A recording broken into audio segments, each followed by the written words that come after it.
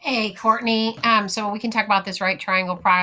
So it says right label the sides, hypotenuse, determine whether you should use sine, cosine, or tangent.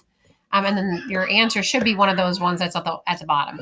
So on number one, if I'm looking for this angle, I would say that this side is opposite, right?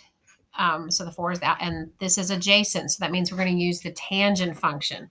So then you're going to write, so the tan on number one, right? So the tangent of x equals 4 over 3.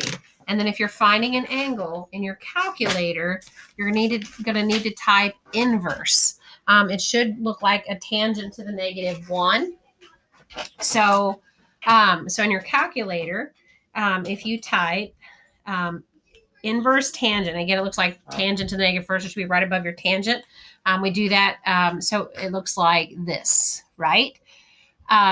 When you're finding an angle. And so if we take the inverse tangent of 4/3, you should get 53.1. And then down here at the bottom, 53, right, is our answer. So then on number two, if I look at, so you're going to look at the angle first, right? So this side is adjacent because it's next to it. And 8 is adjacent. So you're going to label this side as adjacent. And then this side is the hypotenuse. 17 is the hypotenuse. So cosine is adjacent over. So if you remember SOHCAHTOA, sine is opposite over hypotenuse. Cosine is adjacent over hypotenuse. And tangent is opposite over adjacent.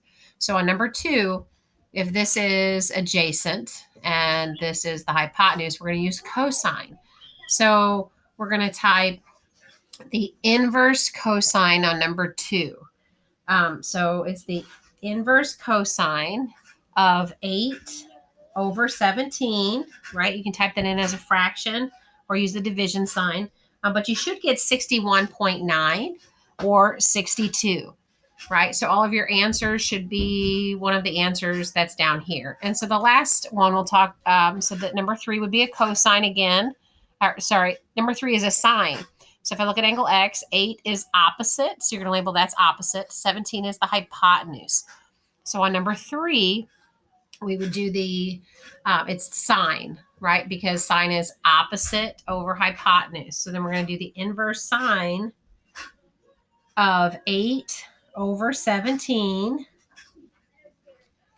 right? And then again, remember we're using those inverse ones, right? Because we're looking for an angle, right? So each time we're looking for an angle, so the inverse sine gives us 28.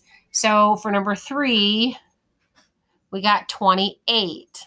If you have any other questions, please let me know. Thanks so much, Courtney.